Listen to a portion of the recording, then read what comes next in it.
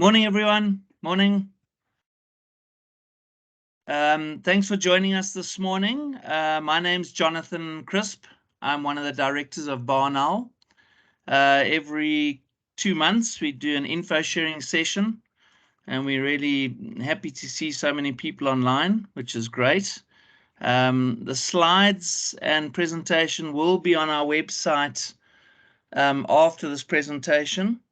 And we'd like to welcome Tracey Linnell today, talking to us on business continuity management, crisis management, disaster recovery.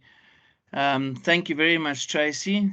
Tracey has 18 years of experience, holds an honorary FBCI degree from Business Continuity Institute, is also a lead implement master in ISO 22031, which is brilliant. And there are a lot of other awards, Tracey, that you've been involved with over your many years in BCM.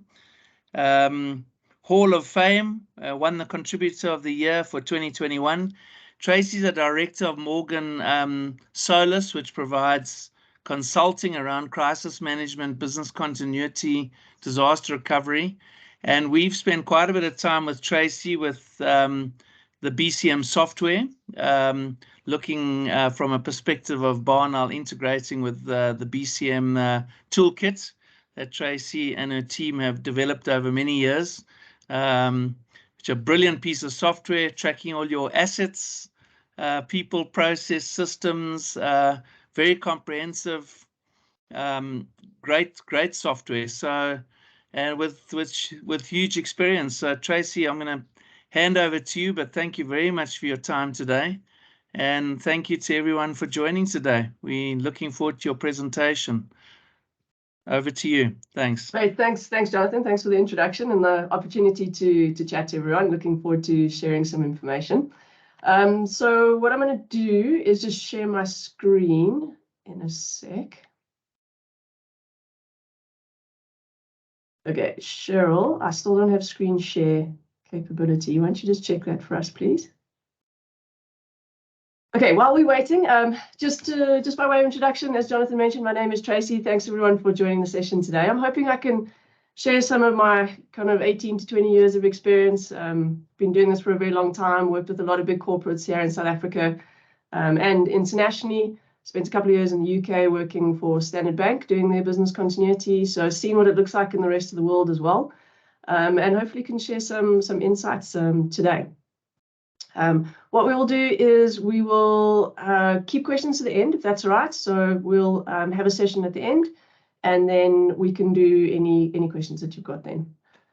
Hi, Cheryl, yes. Do you mind if I share the screen and you can just prompt me when to change slides? Sure, that's fine, no problem. Yeah, this is a little bit of crisis management in action, as you'll see. Okay. All right, so what we're going to talk about today is basically building resilience into your business before a crisis hits. Now, I think you know, Cheryl, if we can change slide. Yeah, as we know, the world at the moment is in quite a state of upheaval. There is this term called VUCA, and I'm sure you've probably heard it before, particularly in the risk management space. It stands for volatility, uncertainty, complexity, and ambiguity. And it's a phrase that was coined in the US by one of the general managers there, and it basically just explains the kind of state of the world that we're in at the moment. That actually there is so much flux that's going on that we're having to look at all these things and understand how does it influence our business. I was chatting to my team yesterday, and we were talking about this last week going to stage 5 load shedding in Johannesburg, some of the issues that are happening down in KZN. The potential of some issues coming in December around conferences and things like that. And we really are living in quite a time of flux and uncertainty at this stage. So it really is important that we are looking at our business, understanding what's happening, and do what we call horizon scanning, which is really just saying, where are we right now? And what are these things that potentially could affect us that are coming down the line? So are we looking 1 month, 2 months ahead in terms of activities that are going on in the economy, in our political environment, and how are these things going to affect us. I actually ran a simulation exercise on Monday with a large corporate, and we simulated a national grid failure. Now, I know it's a scary thought to even contemplate, but it was such an insightful session just to understand what is going to happen if there is a grid failure. How are we going to communicate with staff? How do we shut down our IT systems? How do we suspend operations? When power comes back on, what do we tell staff? Do they come back into the office? Do they remain at home? How do we get our operations back up and running? So lots and lots of things to consider in that space. Okay, we can change slides. Okay, so what can go wrong? I think I've already alluded to it. There are so many things that happen in the moment. You know, in South Africa, we pretty much experienced, a lot of these type of issues. When I went across to the UK, as I was mentioning a bit earlier, and I worked for Standard Bank, I was fascinated to understand that, the UK was quite an isolated environment. Although you think that kind of first world and they would be advanced and more ahead of us. What I found was that because we experienced so many of these things in South Africa, we actually had more insight into how to deal with crises and incidents because of the environment that we've actually been in and actually experienced things. So, whether it's a flood, which we've seen happening down in KZN, quite, really, really bad. It could be a fire in the building. We could have a situation like we have down in the Eastern Cape with water shortages, as we did in the Western Cape as well, 2 or 3 years back. IT system crashes. We know this world is so dependent on technology these days. And very easily, these things can actually go wrong in terms of having an IT system outage. We could also have a situation where we have supply chain issues. We saw this quite heavily during COVID. Obviously, us as an organization or operating in South Africa, you've got your T1, T2, T3, or even T4 suppliers who are operating internationally. What happened during COVID, obviously, was a shutdown of shipping lanes, of aircrafts, etc. And of course, we couldn't get stock in and out of South Africa, which had a significant impact on organizations here. We also look at loss of skill sets. So this would be, in your team, if we potentially lose some people. I think many years ago, you may recall there was a situation where the Ital Tile management team went on a retreat. They were in a small aeroplane. Unfortunately, the aeroplane went down and they actually lost their entire management team. And they had to work out how were they going to replace those individuals as a result of that outage. So these things are quite real and we need to understand how to deal with them. Loss of documentation. In a lot of organizations, most companies have gone digital with their documentation. But in some of the organizations we come across, there is still the use of paper-based documentation.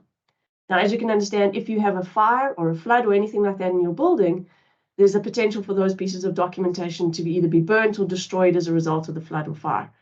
Sometimes those can be absolutely key pieces of documentation that we need to have backup for.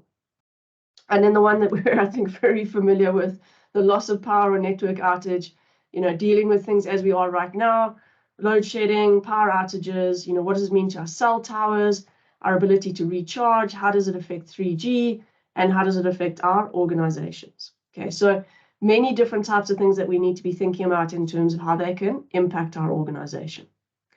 So let's have a look at a couple of misconceptions that are floating around in the industry with business continuity and DR. Okay, first one is, okay, our staff will know what to do. Now, a lot of companies make the assumption that staff will just naturally know what they're expected to do. I've mentioned already the whole grid failure discussion. Staff are not going to know what to do, right? They're going to basically go into Maslow's hierarchy of needs, which, if you're familiar with it, basically says I need to protect myself and my family first and my own physical security. They're going to up and out there and head home and make sure that they can look after themselves and their family and be safe. In any other business continuity type of incident, it's going to be the same thing. Do our staff understand what's expected of them? Do they know they need to evacuate the building, go down for occupational health and safety, do roll call, make sure that they're okay? And then do they understand what their role is in the recovery of the organization? That they are a critical staff member, that they have to be involved in the restoration of operations. So really important that as we're going through the business continuity program and process, that we do that staff awareness, the staff training to ensure that they understand what their role is. We have a bit of a tagline, we call it know your role, play your part. And even as Jonathan alluded to, one of the things we've done inside our business continuity software is we've actually developed a personal business continuity plan. So that means the plan that I sent to Tracey or to Jonathan or to Cheryl is actually customized for them based on their particular role, their skill set, where they're operating from, etc. So it's another one of those awareness mechanisms. Okay, the second misconception, a lot of companies say, well, yeah, you know, I don't need a business continuity plan because I have insurance. Okay, now insurance is great, and particularly business interruption insurance, as we would have seen it during COVID. However, that doesn't protect us against the loss of customers, reputational damage, and other types of incidents where insurance is great as it's a fallback, but it's not going to get our operations back up and running as quickly as we need it to. As you know, insurance, you log your claim, 2-3 weeks later, they come and investigate, they understand it, they either approve it or they disapprove it, and only like a month later do you get your money. Now, if you're relying on that to be able to recover your business, the likelihood of not having that money for a whole month could mean the difference between being in or out of business. If we put business continuity plans in place, instead of waiting for that insurance, we could be operational a lot earlier. Okay, and the third one is, and I hear this all the time, we do not have time to develop a business continuity plan. I'm going to show you a slide in a moment that just shows you that if we don't plan for business continuity interruptions and we get caught unprepared, the impact in terms of financial, reputational, operational backlog is significant. The cost of actually not having business continuity in place is probably 5 to 6 times greater than if you'd put things in place ahead of time. So it really is important to take the time to develop your business continuity plans, make sure they're in place. And what I'm going to do in a moment is I'm going to show you it's not just about having your plans in place, but it's about building resilience before that crisis hits. And I'm going to show you one of the ways in which we can do that.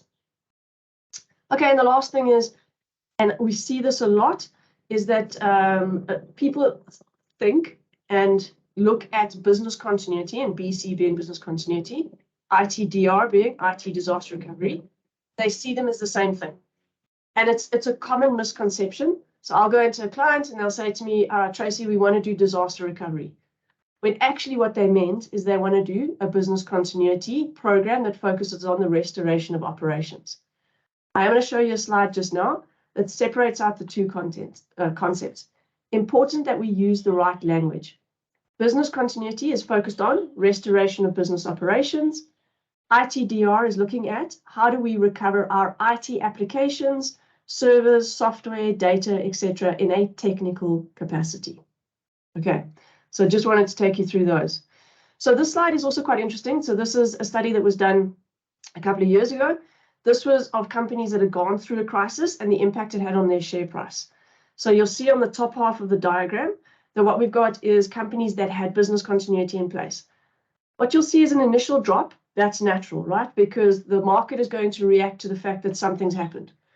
Whether it's a cyber attack, whether it's a fire, some sort of incident, the initial reaction from the market is, the share price drops. But if you've got good business continuity plan in place and you can get your operations back up and running, what we see is that the confidence in the organization from the market tends to increase, and so the share price actually increases. Now, we've seen a couple of examples of that in South Africa, but one of the classic ones, if you've ever had a look at it, is the Tylenol cyanide case study that happened in 1982. So what happened is some malicious individual put cyanide tablets inside Tylenol, which is like our Panado. Johnson & Johnson were the manufacturers of Tylenol, and what happened is their share price dropped. I mean, obviously, they were like, how could this have happened? Significant impact, people have died, share price actually tanked. What they did is they actually put mechanisms in place, and I'll explain a couple of them. What they did is they said, one of our key things that we want to do is rebuild trust with our customers, because that was the thing that was broken and lost. So what they did, and you'll see it in today's, I don't have a pull box in front of me, I should have brought one.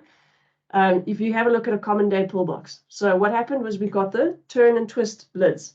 That was number one item that they did with building trust. Second one is you take the lid off and there's the silver seal. That was the second mechanism that they said they wanted to do to be able to restore trust.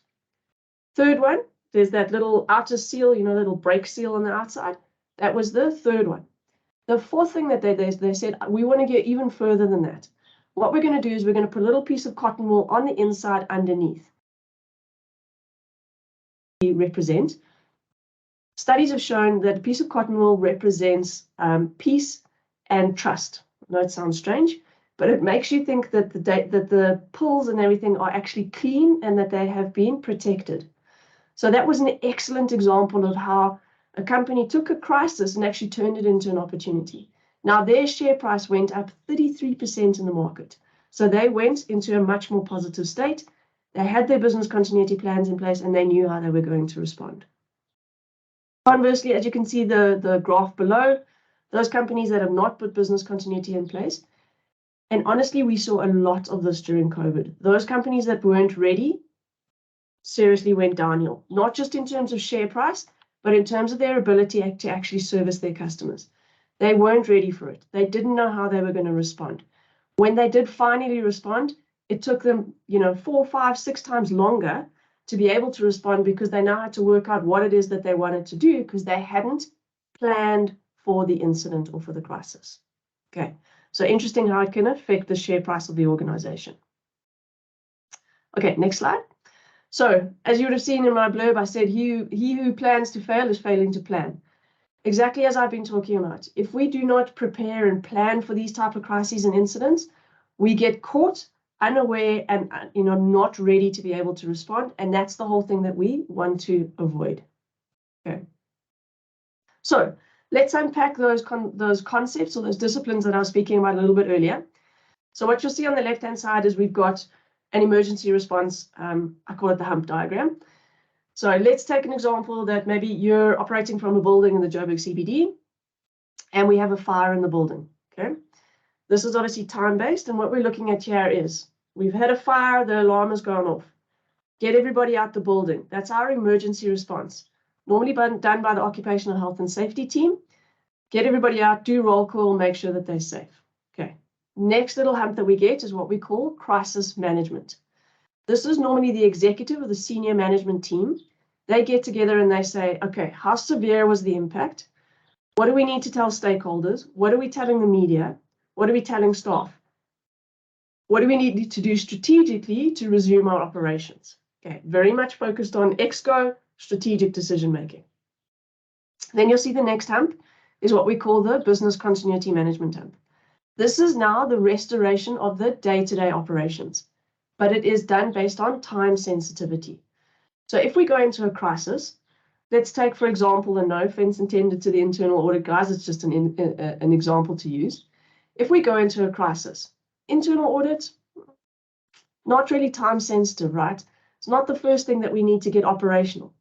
Let's say you're an insurance company, and one of the things you need to do post a crisis is you need to be able to pay out funeral claims. That's going to be one of our most time sensitive activities, and that's the one we'll bring up first, and then there'll be a second and a third and a fourth and a fifth, and internal audit will be somewhere over here down on the timeline because they're not time sensitive in a crisis. So we work out what are all those activities and by when do we need to be able to recover them. Then below the line, and for no particular reason, just illustrated on one diagram, we've got IT incident management. So let's say your email goes down for an hour or two. Yeah, it's a pain, right? But it's not the end of the world. IT will work on it, they get it back up and running.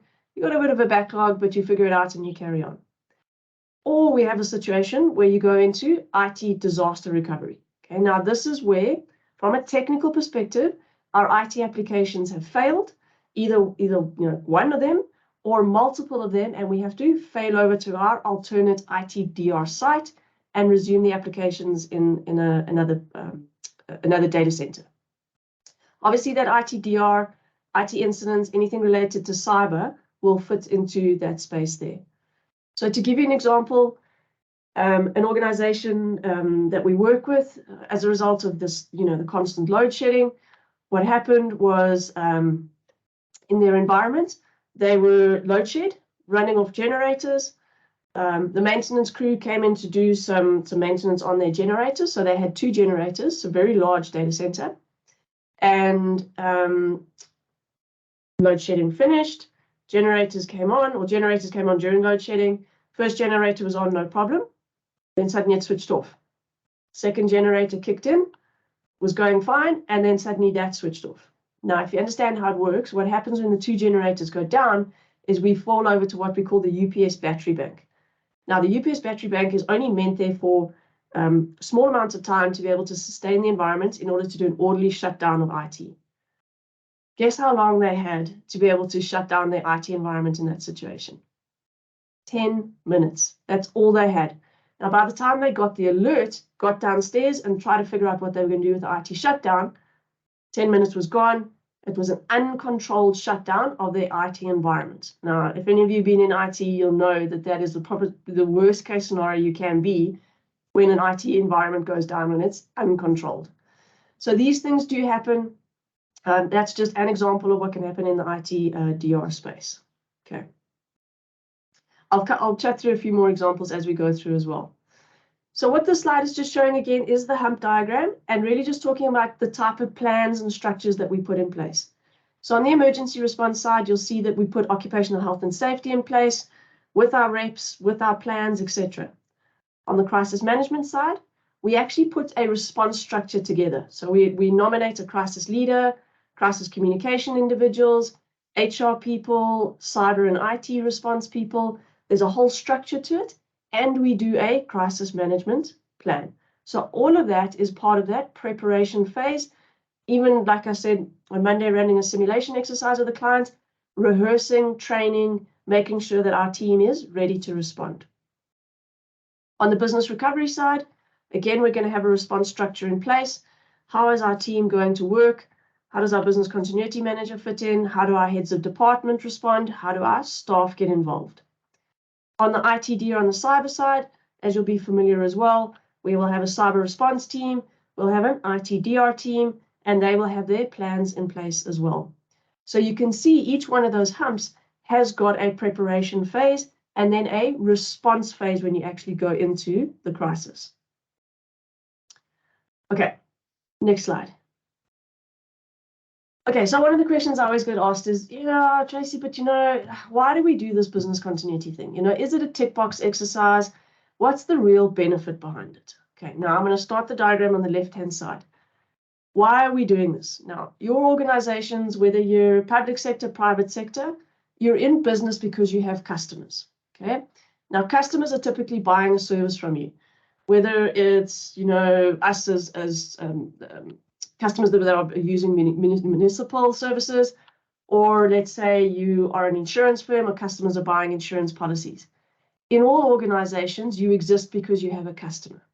Customers are buying that service. So on the right-hand side, customers are purchasing something. If we have an interruption to that product or service, okay, you can see my red cross, what happens is the customer is likely to do one of three things. If the time that you are down for is extended, customers are going to get very frustrated. They're either going to move to your competitor, they're going to change brands, or they're going to stop buying. That has a knock-on impact. If you lose that customer or you lose their trust, you lose that brand loyalty, it's going to have a financial, operational backlog impact on your organization. So on my left-hand side of the diagram, and ultimately, even as staff members of that organization, what you're going to start to see is job cuts, salary cuts, no bonuses. Okay. So coming back to the right-hand side of the diagram, why do we do business continuity? Because we want to make sure that we've done that planning and we've put it in place, that if we do have an interruption to that product or service, and it can still happen, that the time that we are down is minimal, that the customer doesn't leave us.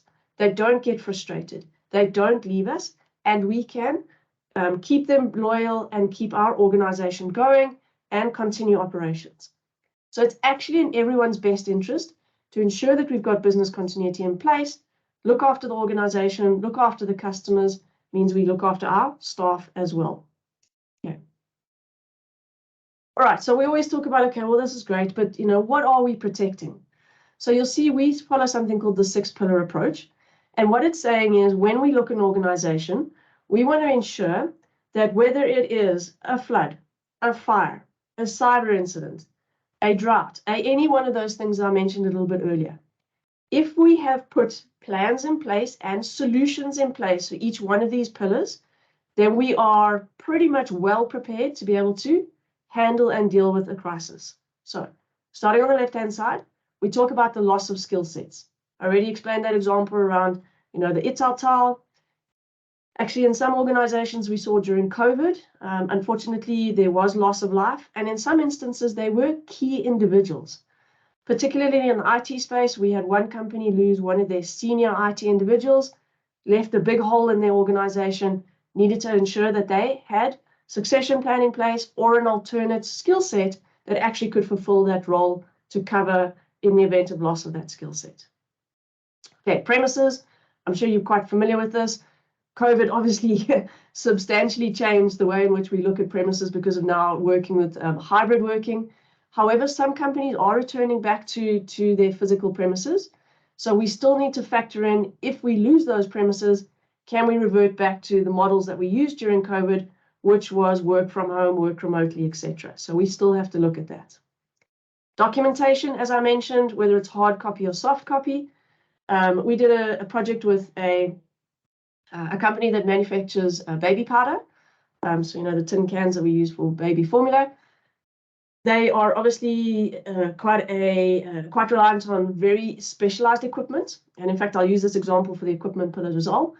But what they do is, as the baby formula goes through each of the stages in production, there is a physical piece of paper that's called a quality check sheet. So what it does is it starts here. Somebody signs it off and says, right, that process was done. We've done all the checks. There's no foreign objects. There's nothing in it.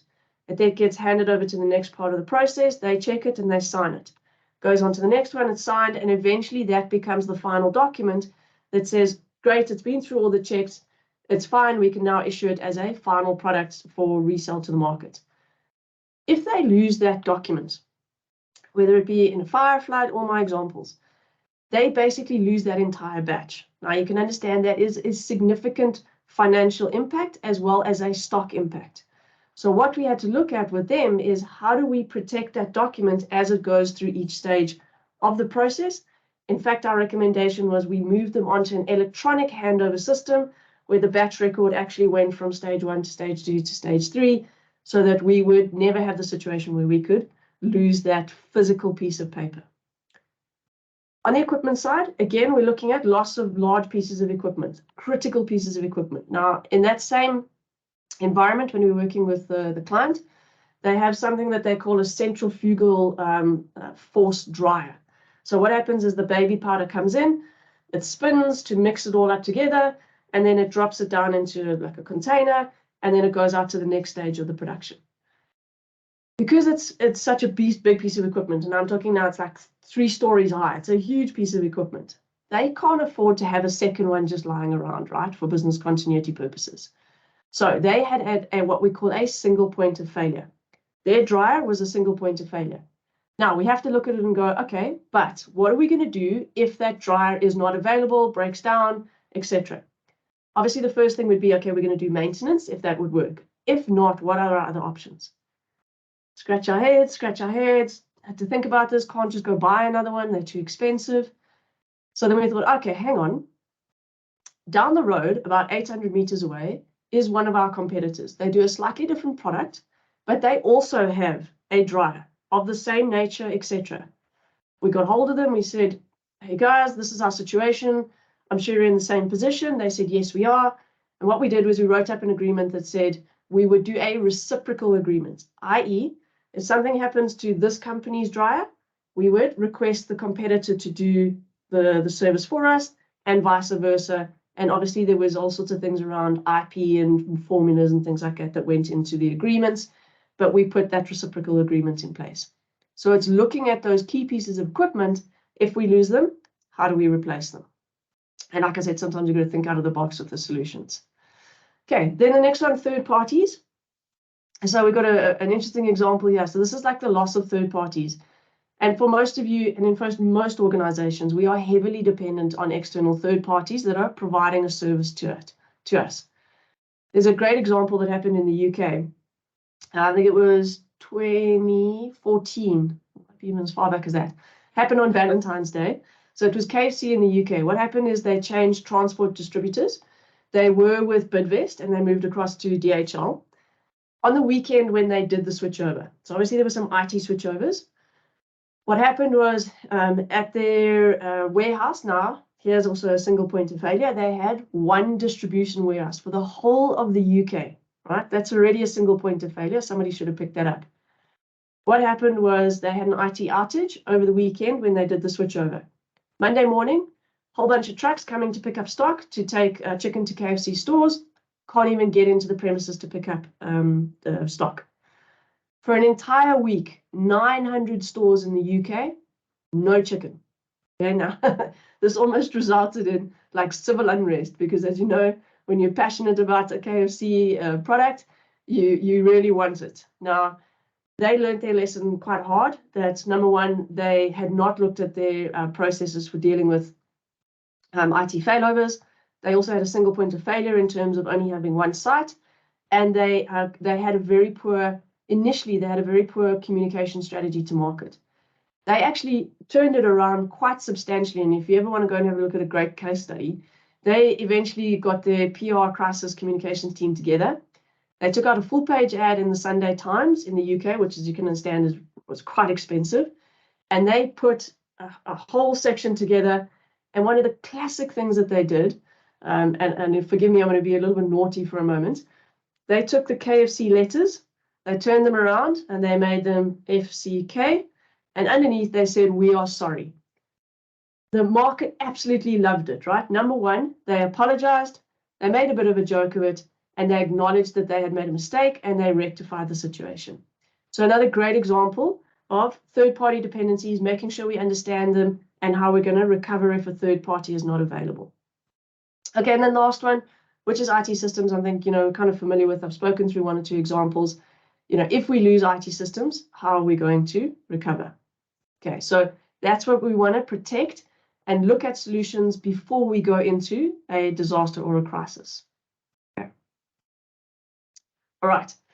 So I just want to talk a little bit about this because I want to explain the concept behind it. When we deal with business continuity and ITDR and all these things, we talk about what we call a recovery point.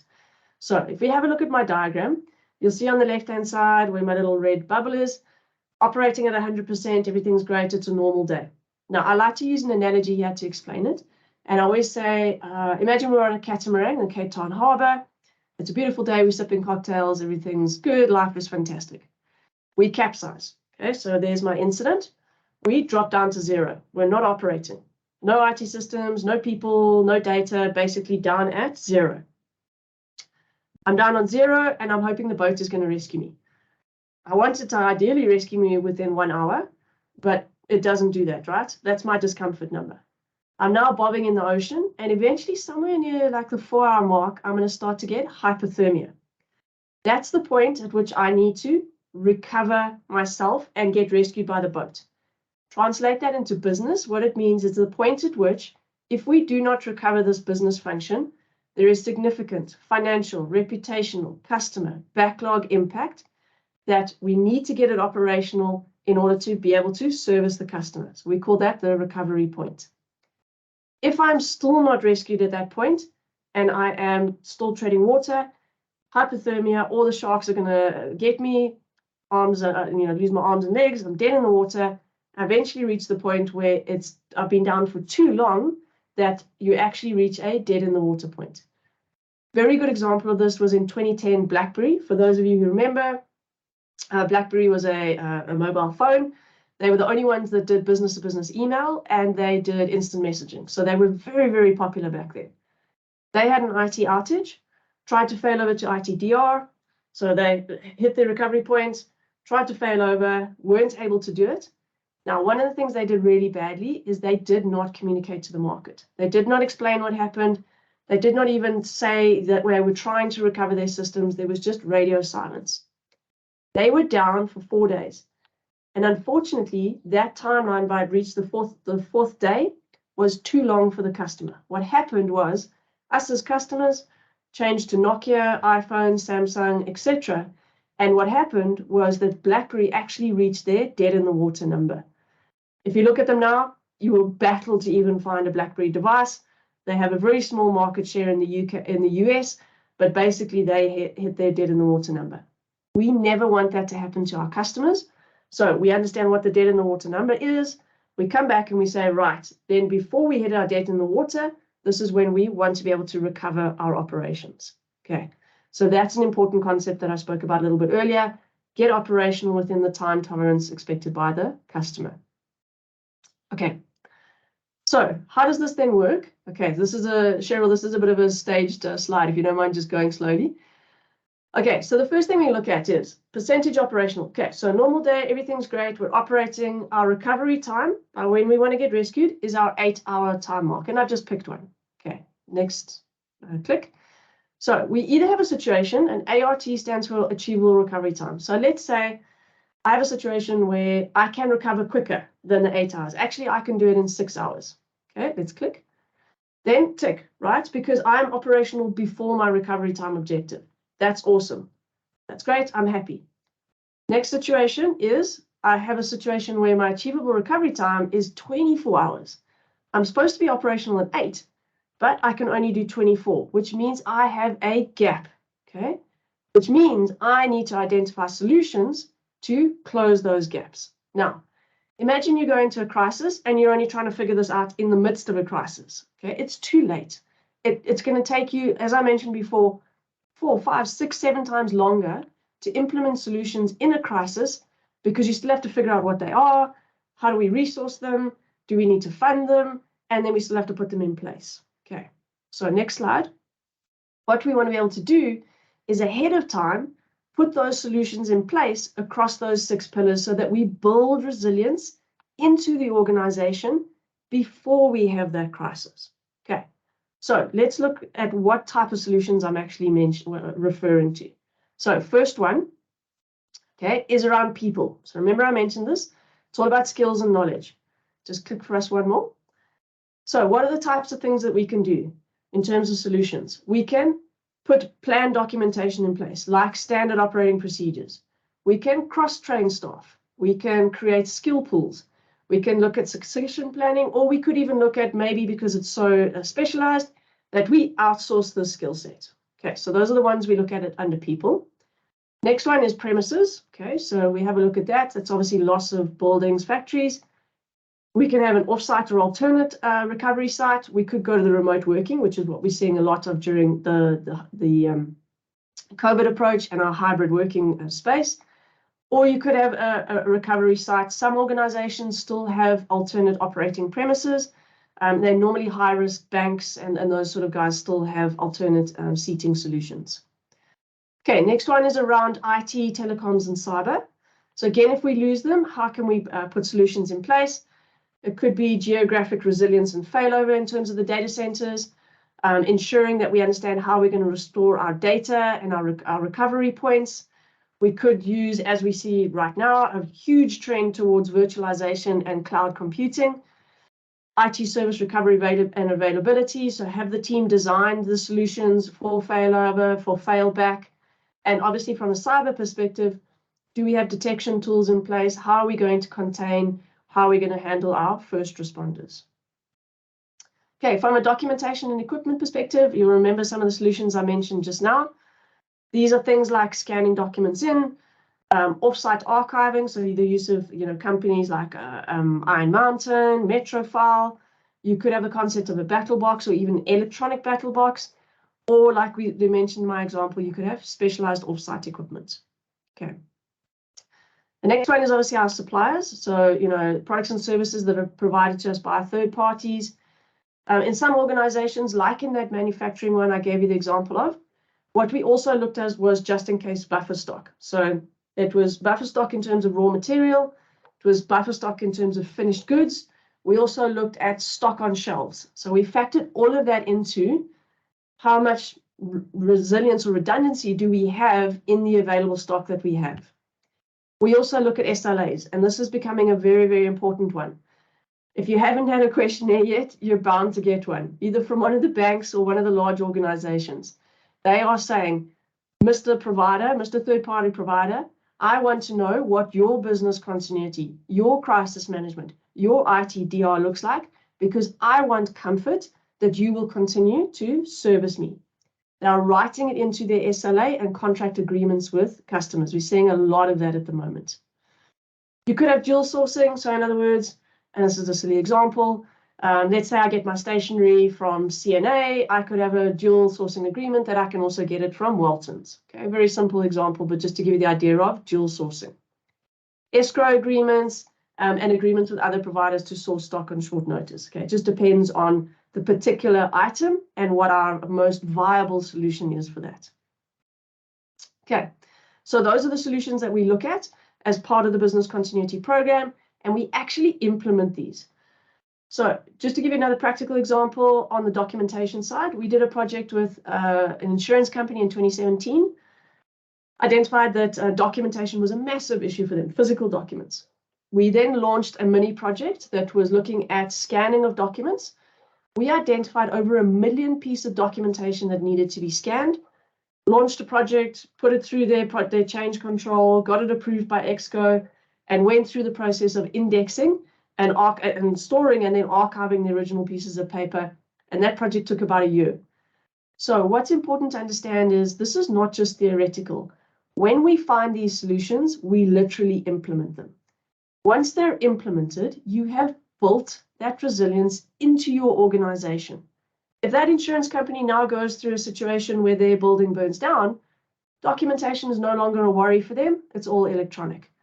So you'll see with each of these ones, if we can implement them ahead of time, we're actually building resilience into the organization. Okay, next one. Okay, this one, I'm not going to go through in too much detail. This is the type of information gathering that we do. We sit with EXCO, we sit with the business units, we gather this information, we understand what it looks like, and we look for the solutions. And then, as I said, we launch projects to actually close them. Okay, next one. So this was an example, just to give you the feel for how this actually works. So let's say we've got a bottle of Coca-Cola. That's our product that is being sold to our customer. What we then do is we take that Coca-Cola bottle and we unpack it. We say, how do we actually deliver that Coke bottle? Break it up into functions. So we've got a packing of the bottle, we've got to source the raw material, the ingredients, we've got to mix it, we've got to label it, and we've got to distribute it. So we take those functions, we unpack them, we say, where is it being done in terms of premises? Who's doing it? What documentation? What equipment are they using? Are there any key third parties? What IT data and system are being used? Where are our gaps? What solutions do we need to implement? And that obviously helps us to produce that bottle of Coca-Cola that you and I would consume. Okay, so that's the value chain protection. So there's the concept floating around that you may have heard of. It's called operational resilience. It is slightly different to business continuity. You can see I put a definition here. It's just talking about the ability of the organization to respond and overcome adverse circumstances that could cause financial loss or disrupt business operations. Okay, so operational resilience determines its ability to respond and recover in a timely manner. It is slightly broader than business continuity, and if we go to the next slide, I'll give you an example of how this works. IRMSA at the beginning of the year actually issued a document that's called the Guideline on Integrating Strategy, Risk and Resilience. It's actually quite a good document if you want to get your hands on it. But basically what you can see there is it actually integrates a number of disciplines. So operational resilience is saying business continuity is one of the disciplines, but there are many others. There is workforce resilience. There is facility resilience. There is supply chain resilience. There's our emergency response, IT disaster recovery, business continuity, crisis management. They all form this broader concept of building resilience into our operations, okay? And it includes cyber as well. So this is quite a nice diagram that just illustrates the relationship of all the disciplines across kind of those 6 pillars that we spoke about earlier. Okay, next one, just to give you an idea so that if you do want to expand on this, you want to have more understanding, there are a number of documents or industry standards out there. You'll see in the business continuity space, there's quite a few ISOs, as well as what we call the good practice guidelines. Same thing for ITDR, for crisis management. There's one for organizational resilience. There's some on how to do testing and planning. We've got cyber documents in terms of ISOs and NIST, etc. In South Africa, we've got the Disaster Management Act, as well as the Occupational Health and Safety Act, and then there's another ISO called ISO 45001 for OHS. So if you're needing additional guidance on what's expected in any of these disciplines, I just wanted to let you know that there's loads of reading and documents that you can reference out there that could assist you with rolling these projects out. Okay, so coming back to it, remember it's all about planning. Plan. Let's make sure that we put these activities in place ahead of time. I come back to my diagram, you'll see there I have my percentage operation, I'll drop down to 0. If I have business continuity in place and crisis management and all of these components of operational resilience, I'm going to recover a lot faster. If I don't have it, then what's going to happen is without it, I'm only going to recover much later. And what happens there is without that resilience planning, there is a significant impact, whether it be customer frustration, loss of the customer, financial loss, just because I've been down for so long, I haven't been trading, I haven't been selling stock, could be reputational damage, which can also have an indirect financial cost. There could be backlog costs, right? I might have to bring in extra staff. I might have to work overtime. Could be anything of those. If I'm in a highly regulated environment, I could get fined. There could be penalties. I could have legal implications as a result of being down so long. So we don't want to be in the position on the right-hand side where we've got all of those issues. We want to ensure that we're operational earlier, our solutions are in place, and we can service the customer as quickly as possible. Okay, so one of the last slides, as Jonathan mentioned, there are solutions in place out there from a software perspective, whether it's cyber, ITDR, business continuity, enterprise risk management. There are software solutions that will help you with these processes. They make your life a lot easier, makes it more efficient. It's taking us away from Excel and Word documents into software-based solutions where you can do workflows, you can do checkups, you can draw reports, you can do graphing. It really is very useful to be able to use these tools to manage your projects. Okay. And the last slide, just for a bit of a giggle. So you'll see there, obviously, our dinosaurs, disaster recovery and business continuity plan. I applaud your proactive thinking, Smith, but this firm has been in business for 23 million years and nothing's happened yet. I'll keep this one on file. It's not when, sorry, it's not if, it is when. And what I mean by that, it's not, you know, it's not, the likelihood is extremely low, so therefore we're not going to plan for it. It's not a case of if, it's a case of when is it going to happen? When is our company going to experience a fire, a flood, a cyber incident? I mean, I think in these days we've actually kind of lost touch with how many cyber incidents are actually taking place on a daily basis because we've become so accustomed to companies being exposed to cyber incidents. But that doesn't mean that you shouldn't be planning for it, right? You should. You need to have plans in place. You need to know how you're going to respond. How is Exco going to deal with a cyber incident? How is the IT going to contain and recover it? We cannot wait for the incident to happen. We have to be prepared ahead of time. Okay. All right, and that's the presentation. I know I've gone over a little bit of time, but I'm very welcome to take any questions, any comments, any thoughts. Yeah, we'll open the floor now. So I think if people put their hands up, then we can see and go for it with a couple of questions for Tracey. Thank you, Tracey. It was very simplistic, but very to the point. So thank you for that. No problem. No problem. Even if there's any comments, anybody experienced things, doesn't necessarily need to be a question. Any thoughts on how have you respond? Did you battle? Did you cope? Any lessons learned?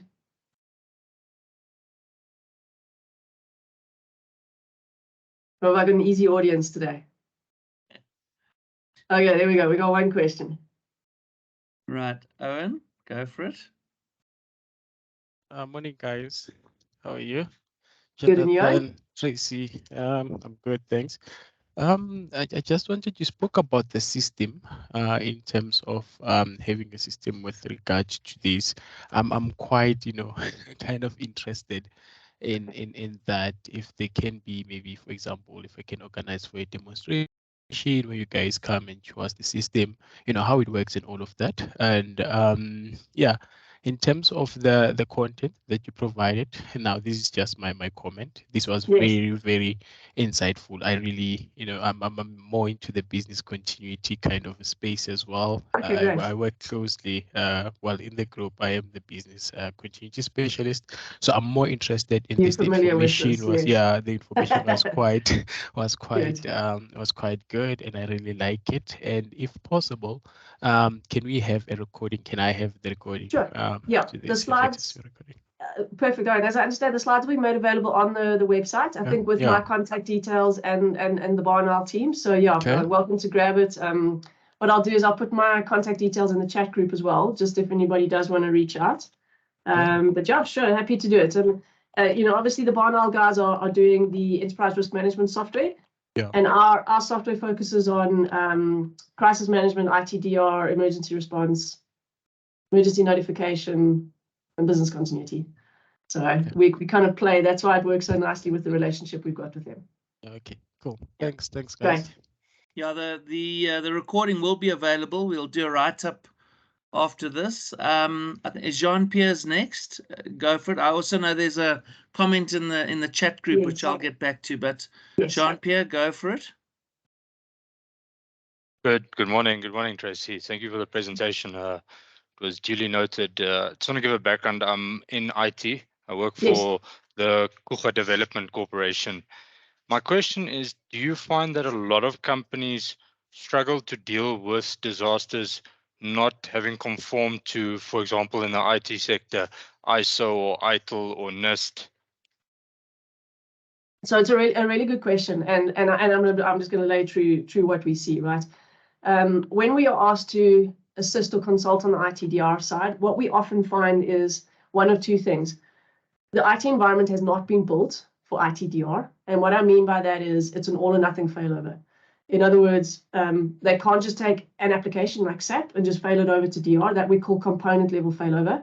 They have to take the whole environment, which means 9 times out of 10, they're never going to use ITDR because there's no ways they're going to impact every single one of their applications just to restore one. Okay. Second part is IT guys love to say that they have done an ITDR test, but 9 times out of 10, it's been fudged. Okay. And what that means is they actually haven't, done the failover properly. They haven't done the DNS switching. And audit comes in, they don't know any better, and they tick the box and they think that that's actually been done. So to your point of why it is important to be following international standards. Now, there's one for ITDR called ISO 27031, which is an excellent document. And it takes you through what's expected in the ITDR space. How do you set up your structures? What to look for in terms of failovers? How to do component level failover, all of that sort of stuff.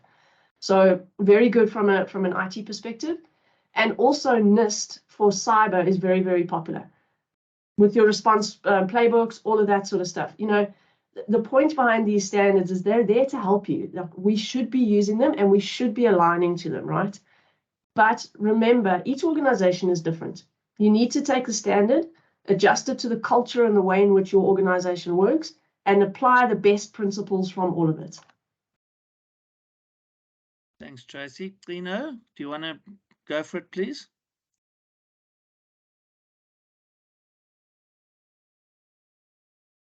Okay, while we're waiting, I see there was a question on the chat group. Generally, how often should business continuity tests be conducted? So Everjoy's great question. And it actually depends on the time sensitivity of an organization. So what we find is organizations that are not time sensitive, in other words, they're not very client facing, they're maybe support environments, etc. Testing is normally done once a year. But if we take something like a bank, where, huge number of customers, transactions going through every single day, they will test probably 3 to 4 times a year, and they will take their critical functions and they'll test them even more frequently, because obviously they want to make sure that those ones that are absolutely crucial to the customer, they can validate and test on a more regular basis. So it does depend on your organization and the industry you're in and what your customer looks like and how you want to service them. Thanks. Lino, Okay. you want to go? Can you unmute there? Yes. Am I audible now? You are. Okay. Good morning, Jonathan and Tracey. Mm-hmm. also to the colleagues here. Thank you for the presentation, Tracey. It has been of great interest to me because I'm in the local government space. Yes. And we are, at my institution, we are having a problem whereby business continuity management is not understood. We only have an IT disaster recovery plan.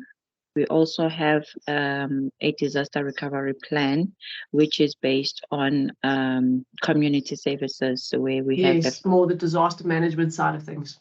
Yes. So with those two documents, management is having an assumption that those are enough documents for the institution to control business continuity. And my question, therefore, is, do you provide such workshops to local government space? Because I'll be interested in having a session whereby we can have such a workshop to our management to explain this concept, to say that each and every unit needs a business continuity plan before we can incorporate it into business continuity management. Yes. Thank you. Thanks for the question. Yes, we do. And as you may have seen on the very first slide, or just before we got introduced, one of the things I do a lot of is mentoring and executive sessions. So yes, business continuity is not well understood at the executive layer. And that's why I always use that slide of, why do we do business continuity? It's not a tick box exercise. Because even the executives themselves don't understand that what we're actually doing is building resilience and protection into the organization before the incident. So yeah, quite common for me to do a 45-minute presentation, almost similar to what I've done today, or today is a bit longer, to executives to get them to understand what's expected, why we need to do it. So yeah. Okay. I think, Tracey, also when you show an example, like, I've obviously seen your BCM toolkit, when you start showing some of your examples with all the processes, people, systems, all the functions, and the matrix and the complexity of even a small business, Yes. of how many role players there are and who would have to do what in a crisis, and also the communication that goes out automatically and who should say what to the public.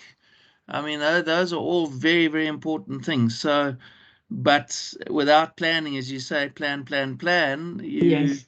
you'd run around and not know who's going to do what. Chicken. Yes. So, and without a system, and I'm not trying to, punt your system here, but I mean, you would be, I don't know how you wouldn't be able to do even a simple You would environment. struggle. Yeah, Yeah, you would struggle because you'd be reliant on Excel spreadsheets and Word documents, which to try and trace a.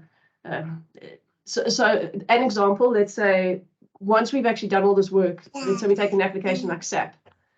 If SAP is impacted, what you can do inside the software, and this is the beauty of software, is you can say, pull out SAP, tell me everything it impacts, and then we can tell you it impacts these functions, these skill sets, these individual people, and this is how it's going to impact the customer. Now, if you try and do that in an Excel spreadsheet, 3 hours later, you'll still be trying to work out what it is. So there are, significant benefits behind having a relational database that you can interrogate. And systems are changing, people are changing, so you got to maintenance, etc. Yeah, complicated. Yeah. But my last closing statement for those of you that are still online, please do that horizon scanning. That we are in for a rocky ride in the next month or 2 months. You need to be aware of how you're going to be able to respond if things, really get a little bit hairy. Potential protest marches in KZN again. So please make sure that you have given it some thought. Are there any other questions, guys, before we wrap up for the day? Don't see any other questions. But as I mentioned, we're going to put the slides up. We'll put the recording up, and I'll do a short write-up as well. It goes out with our newsletter, but it will be on the BarnOwl website. And thank you to everyone. We had a great turnout today. And thank you very much, Tracey. And thank you, Jonathan. Thanks to the team and everyone for attending. Appreciate it. Yeah. Thank you, everyone, for attending, and have a great day further. Thanks. Excellent. Thanks, everyone. Cheers. Bye. Bye.